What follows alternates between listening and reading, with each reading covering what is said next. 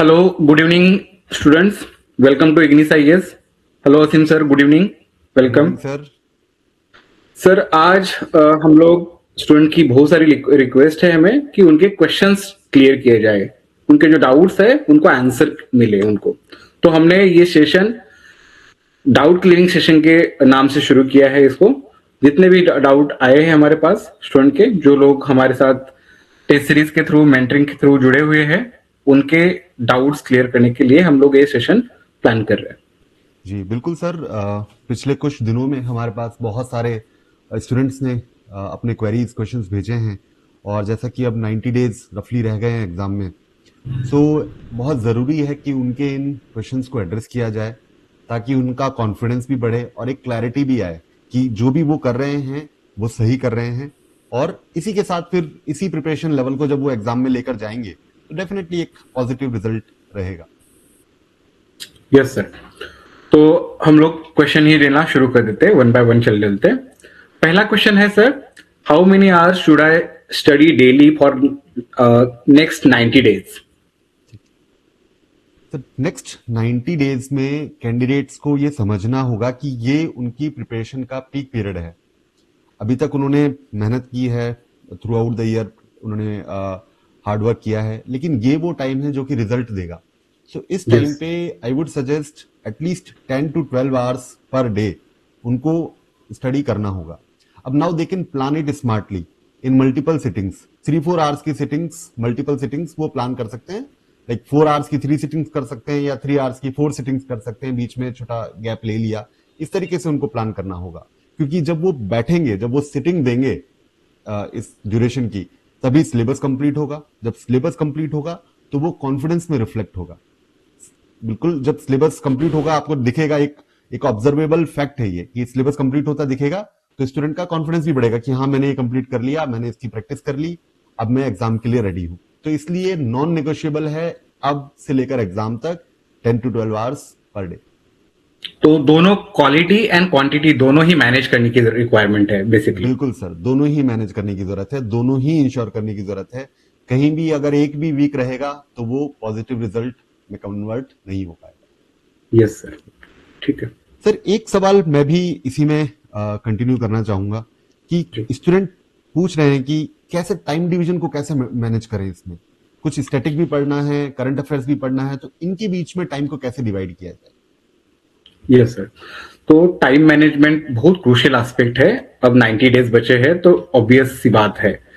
तो इसमें एक बहुत अच्छे से 70-30 रूल जो प्रिंसिपल यूज करते हैं मैनेजमेंट में, उसको यूज किया जा सकता है।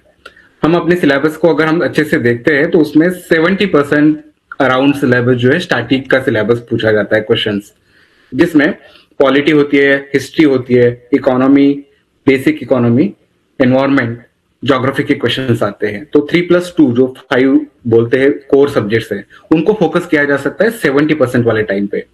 और 30% का जो टाइम है अपना, वो करंट अफेयर्स को दिया जा सकता है। तो 70-30 रूल जो प्रिंसिपल यूज करते हैं उसको अच्छे से यूज किया जा सकता है अगले 90 डेज के लिए। बिल्कुल सर। और इसमें जरूरी नहीं है कि वो सारे सब्जेक्ट एक ही दिन में कवर करने की कोशिश करें। आप टारगेट ले सकते हो कि एक पर्टिकुलर सब्जेक्ट आप let's say out of 10 hours आपने 6-7 आवर्स एक पर्टिकुलर सब्जेक्ट को दिया, एंड रिमेनिंग 3 आवर्स 4 आवर्स जो है you are taking current affairs. So इस तरीके से भी आप प्लान कर सकते हैं ना। तो बिल्कुल इस सही तरीके है। से एक सब्जेक्ट कंप्लीट होगा, जब कंप्लीट होगा आप नेक्स्ट सब्जेक्ट पे जा रहे हैं, उससे रिलेटेड टेस्ट कर रहे हैं, तो ये एक ऑर्गेनिक मैनर में आप अपना प्रिपरेशन कर पाएंगे। तो ये भी बहुत जरूरी है। बिल्कुल बिल्कुल सर। नेक्स्ट क्वेश्चन है सर, मैं पूछता हूँ आपको कि how many revision should I target in next 90 days? Sir prelim से पहले किसी भी स्टूडेंट को 3 रिविजन्स करने रहेंगे। ये यस। 3 रिविजन्स क्यों होते हैं? पहला रिवीजन जो है which will take around 40-45 days, ये रिवीजन एक तरीके का थॉरोली रिवीजन होगा, थॉरो रिवीजन होगा, जिसमें कि कंसेप्ट जो भी स्टूडेंट ने अभी तक प्रिपरेशन की है, कुछ हो सकता है टॉपिक नहीं भी कवर किए हैं, इन सबको थॉरोली प्रिपेयर करना है, ताकि कंसेप्ट में कहीं भी कोई वीकनेस नहीं रहे। और अगर ऑलरेडी पहले से किया हुआ है, टॉपिक्स कंप्लीट किए हुए हैं, तो उनको कंसोलिडेट करें। फिर इसके बाद जो नेक्स्ट राउंड होगा रिवीजन का, that would be with the objective of retaining the factual information, which will take around 20-25 days. मतलब पहले राउंड में जब आपने पहले रिवीजन में आपने थोरली कंसेप्ट्स को बना लिया है, उनको कंसोलिडेट कर लिया है, स्ट्रेंथन कर लिया है, in the second revision you are basically filtering out कि फैक्चुअल पार्ट जो कि प्रीलिम्स के लिए इंपॉर्टेंट रहने वाला है एंड जो कि सब्जेक्टिव पार्ट है which will be helpful in mains examination. So ये retention of factual information is crucial in this second stage of revision. And then third is cursory revision. The name itself suggest cursory, मतलब आप you will just be flipping over the pages कि आपने चीजें जो पढ़ी हैं, these are intact in your memory, this key words और key phrases are able to help you recall the complete things related to that particular topic और issue. So ये जो थर्ड स्टेज है, this should not take more than 15 days. तो इस तरीके से आप एक 90 डेज का एक प्लान बना सकते हैं अपने पूरे रिवीजन का, जिससे चीजों को मल्टीपल टाइम्स आप देख लेंगे, मल्टीपल टाइम्स आपकी मेमोरी में वो इंटेक्ट हो जाएगा एंड जैसे ही एग्जाम में आप क्वेश्चन देखेंगे तो this will really help you in marking that question correct. तो मैक्सिमम रिविजन्स, मतलब 3 रिविजन्स तो आपको मिनिमम करने की रिक्वायरमेंट है. रिविजन जितने ज्यादा होंगे उतने आपकी एक्यूरेसी इंप्रूव हो जाएगी. बेसिकली 3 रिविजन्स पे मोस्टली चीजें हो जाती हैं, चीजें याद हो जाती हैं, कुछ चीजें भूलते हैं, वो कंसोलिडेट हो जाती हैं 3 रिविजन्स में. So that is the thing I would suggest. Sir मैं ये पूछना चाहूंगा कि स्टूडेंट्स का ये डाउट भी सामने आया है, उन्होंने क्वेश्चन पूछा है कि क्या सिर्फ पीवाईक्यू करने से काम चल जाएगा? Is PYQ, solving PYQs enough for prelims? बिल्कुल, ये हर किसी का डाउट होता है सर प्रीलिम्स के टाइम पे.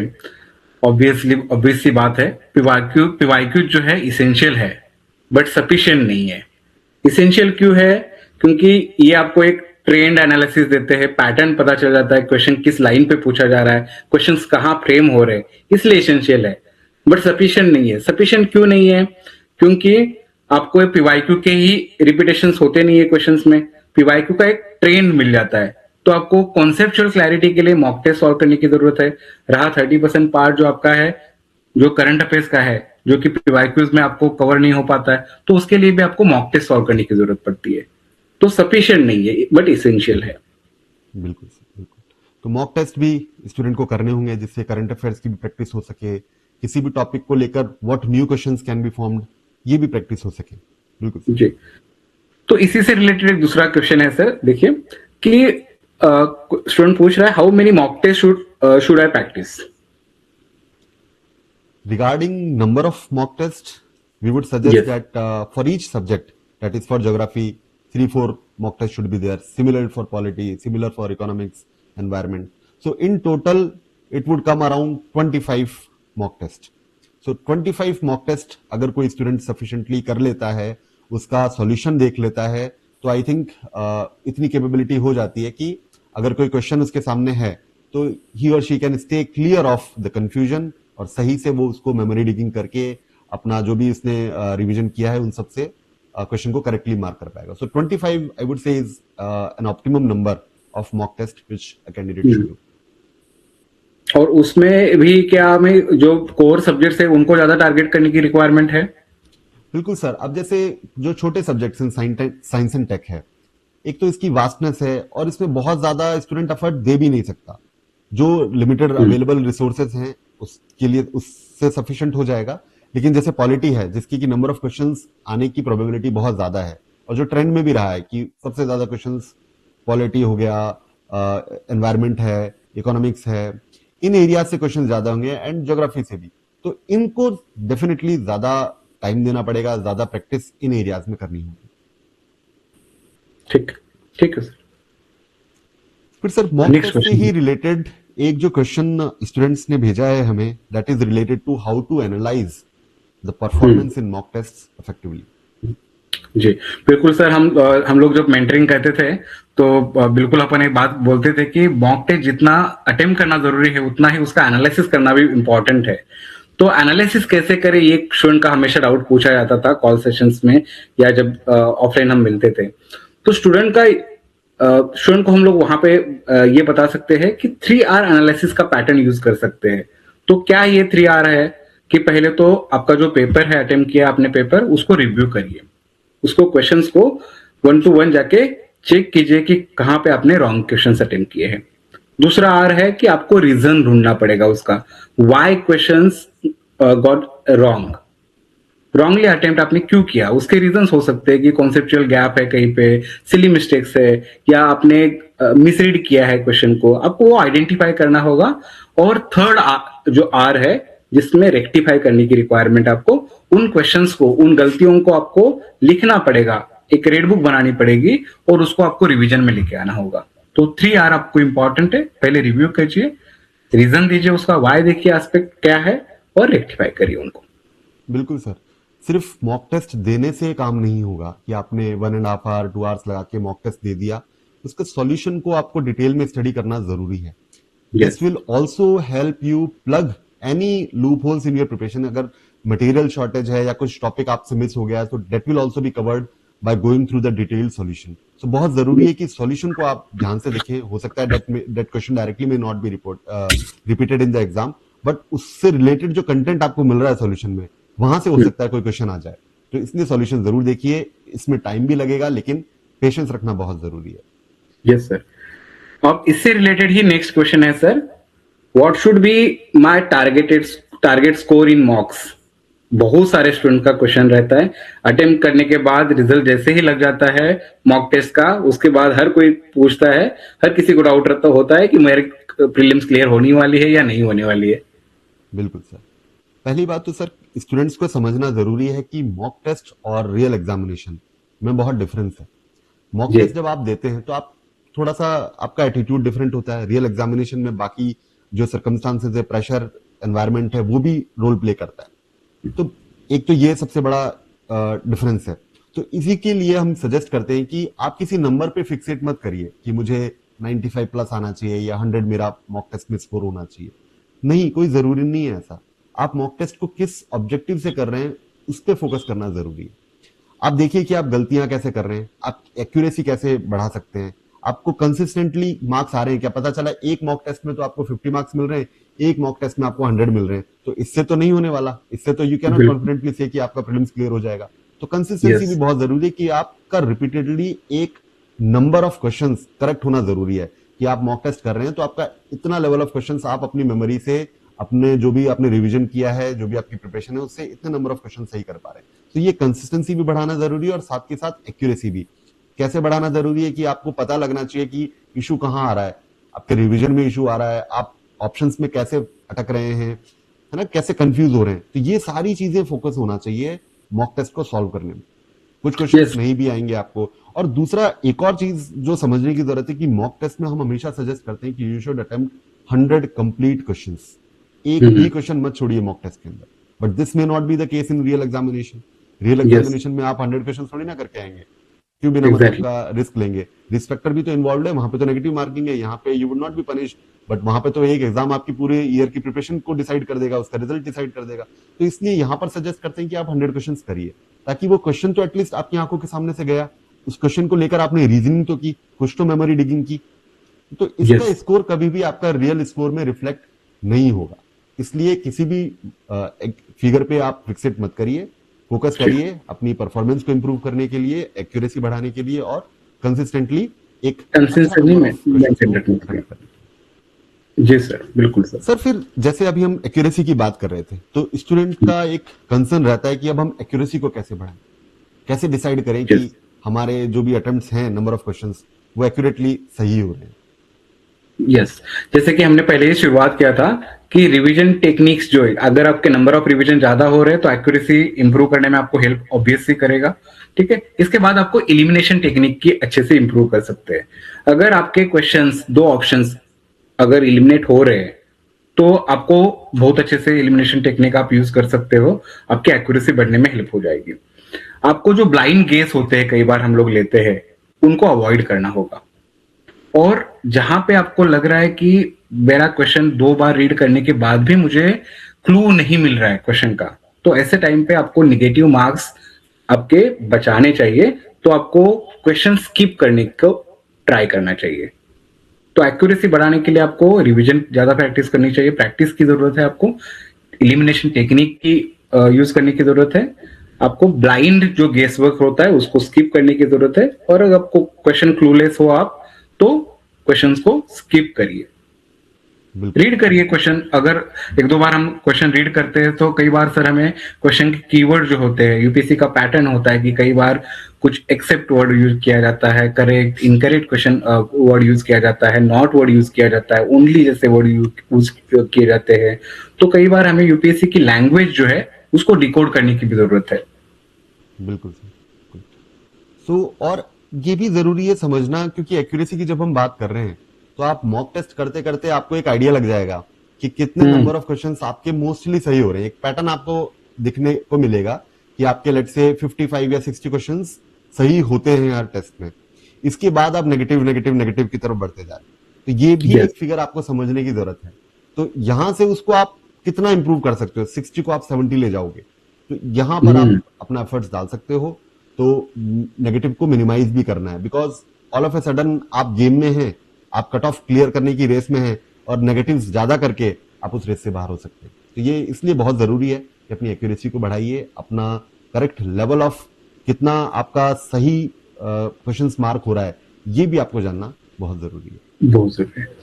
इससे रिलेटेड सर नेक्स्ट क्वेश्चन है, हाउ टू, सॉरी रिपीटेड हो गया question, how to handle stress and anxiety sir. Sir stress होना नेचुरल है और स्ट्रेस होना भी चाहिए, but that should be healthy stress. आप स्ट्रेस अगर ये ले लेंगे कि प्रिपरेशन तो कर नहीं रहे हैं और सिर्फ स्ट्रेस ले रहे हैं, तो that would not deliver the result. तो स्ट्रेस होगा कि एग्जाम है, हर किसी को होता है एग्जाम का स्ट्रेस, और आपकी पूरी ईयर की जो प्रिपरेशन है, पूरे साल भर की जो मेहनत है, उसका एक फाइनल डिसाइडिंग डे है। तो डेफिनेटली स्ट्रेस होना भी चाहिए, लेकिन इस स्ट्रेस को आपको मैनेज कैसे करना है, यहां पर हम इसको आंसर करना चाहेंगे। इसको मैनेज कैसे करना है, सबसे पहले तो आपको दिन में 2, 3, 4 litres as per your capacity पानी पीना चाहिए।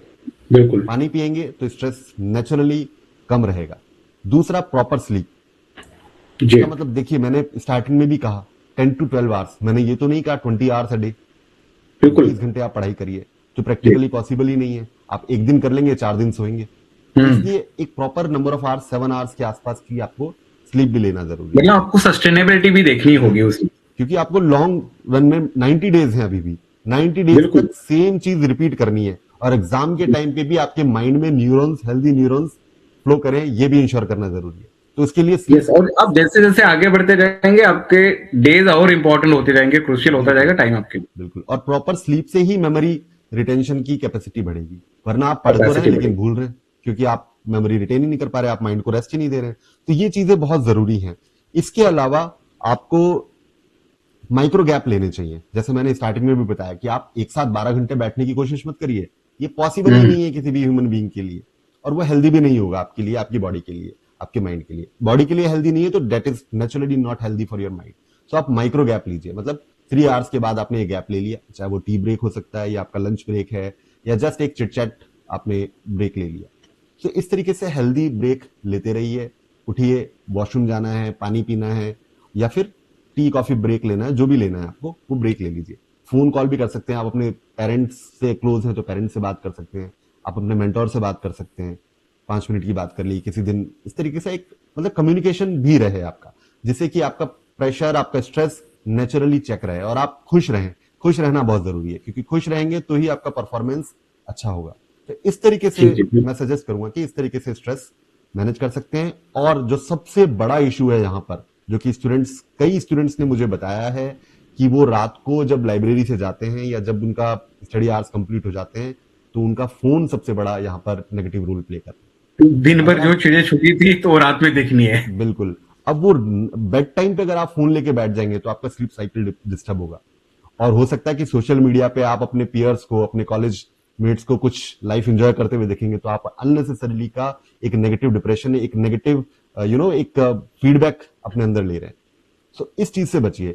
नाइट में सोशल मीडिया, मैं तो यही सजेस्ट करूंगा कि for next 90 days you can pause your usage of social media, और फोकस रहने की जरूरत है। यस, और नाइट में तो बिल्कुल ही अवॉइड करिए। कोई कॉमेडी शो, कोई किसी तरीके का एंटरटेनमेंट नाइट में आपको करने की जरूरत नहीं है। आपको करना है तो इवनिंग में आप हाफ एन आवर का एक्सरसाइज ब्रेक लीजिए, उससे आपका स्ट्रेस भी चेक रहेगा, आपकी बॉडी भी फिट रहेगी और आपका माइंड भी हेल्दी रहेगा। थोड़े दिन के लिए सोशल बिल्कुल मीडिया सही बात है ब्रेक सर। ले अगर लेना 30 चाहिए। मिनट्स आप एक्सरसाइज करते हैं तो 3 घंटे के लिए एक्टिवली आप पढ़ पाएंगे। यस, और उसके बाद नेचुरली आपको 10:30 11 जिसका जैसा साइकिल है नाइट स्टडी करने का, आपको नींद भी आ जाएगी। तो ये बहुत जरूरी है कि सोशल मीडिया आप थोड़े टाइम के लिए पर्टिकुलरली बेड पे तो यूज ना करें। बिल्कुल सही बात है सर।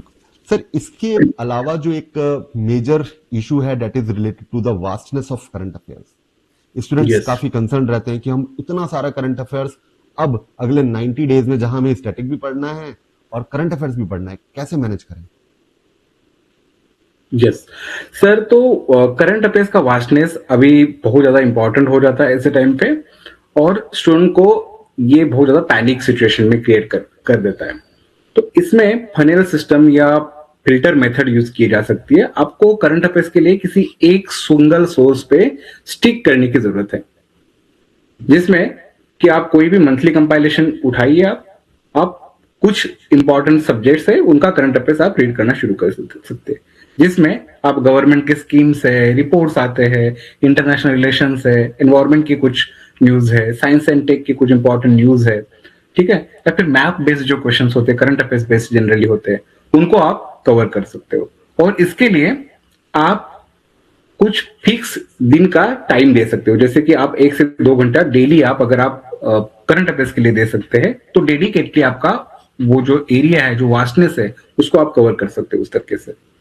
बिल्कुल, उसको स्मॉल पीसेस में आपने डिवाइड कर दिया तो आपको वास्टनेस फील नहीं होगी। जैसे मांझी ने थोड़ा थोड़ा करके एक पहाड़ को तोड़ दिया, पहाड़ तोड़ जैसे दिया। आप करंट अफेयर्स की वास्टनेस को भी थोड़ा थोड़ा डेली डोज के फॉर्म में अगर लेंगे तो आपको रिटेन भी होगा, आप उसको कवर भी कर जाएंगे और आपको एक्स्ट्रा एफर्ट्स भी नहीं देने पड़ेंगे। तो जी इस सर। तरीके से किया जा सकता है। और इनफैक्ट जो कैंडिडेट्स लाइब्रेरी में पढ़ रहे हैं या देखते हैं बाहर बुक शॉप पे कुछ मटेरियल कभी लेने जाते हैं, तो वो देखते हैं कि बाकी स्टूडेंट्स डिफरेंट डिफरेंट तरीके का मटेरियल यूज कर रहे हैं। हमने हमेशा से ये एम्फेसाइज किया है कि you should be very clear regarding your resources which you are going to follow, उसको मिनिमाइज करिए। इस टाइम पे बहुत सी इस तरीके की निकलती है, करंट डाइजेस्ट, कोई 365, इस तरीके की बहुत सारी चीजें निकलती हैं।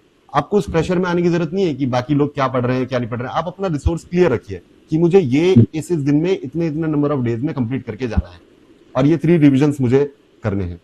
इस रिविजन्स की डेप्थ ये होगी जो हमने पहले डिस्कस किया।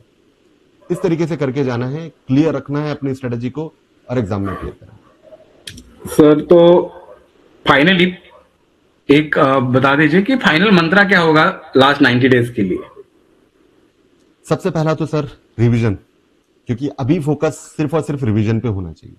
रिवीजन करिए, प्रैक्टिस करिए। आपने जो भी रिवाइज करा है उसको प्रैक्टिस नहीं करेंगे तो आप सिली मिस्टेक्स में आपका क्वेश्चन गलत हो सकता है, आप किसी ट्रिक में फंस जाएंगे। तो practice, revise, practice, analyse. Practice करेंगे आपको अपनी गलतियां पता चलेंगी कि आप सिली मिस्टेक्स कर रहे हैं, या आप क्वेश्चन में नॉट पूछा था आपने कुछ और कर दिया है ना, एक्सट्रीम स्टेटमेंट्स में आप नहीं समझ पाए, या बहुत सी ऐसी चीजें हैं जो आपको पता चलेंगी। तो revise, practice, analyse and repeat, ये चीज आपको करनी है, कंटिन्यूस करनी है, without fail, without getting tired, आपको करनी है, because it is your dream only. आप ही ने टारगेट लिया है, आपको फोर्सफुली किसी ने कहा नहीं है, आप ही ने लिया है, आपको करना है और बिल्कुल हैप्पी रह के करना है और इस चीज को फॉलो करना है। Revise, practice, analyse and repeat. बिल्कुल। I hope this will help the students कि उनके जो मेजर क्वेश्चंस हैं वो हमने कवर किए हैं, एंड दिस विल हेल्प बिल्कुल sir. Remain clear regarding their confusions. कोई कंफ्यूजन की स्टेट अब इन क्वेश्चंस को लेकर नहीं रहनी चाहिए। जस्ट उनको अपना काम करना है, जो चीजें उन्होंने डिसाइड की है अपनी स्ट्रेटेजी उसको स्टिक करना है, अपने रिसोर्सेज को रिलीजियसली फॉलो करना है कि ये मेरे रिसोर्सेज है, इसी को फॉलो करना है और इसी में से सवाल आने हैं। सिंपल उसी को स्टिक रहना जरूरी है। बिल्कुल। थोड़ा सा अब कॉन्फिडेंस नया एक्सप्लोर करते रहेंगे तो फिर फोकस आपका मूव होता रहेगा, पैनिक लेवल बढ़ता रहेगा। क्योंकि टाइम तो लिमिटेड है, पैनिक लेवल बढ़ता रहेगा। बिल्कुल सर, बिल्कुल। So that is all I would से कि ये चीज करें कैंडिडेट, और जैसा हमने पहले भी कहा कि स्ट्रेस लेवल को मैनेज करने के लिए वो चीजें करते रहें और अपने मेंटर का सपोर्ट लेते रहें, अपने पेरेंट्स से बात करते रहें। बिल्कुल ठीक है। That's it. That will be all. Thank you. All the Thank you, best sir. to all the viewers, all the students कि आप इसको फॉलो करें, and we are there to help you. All the best for your upcoming examination.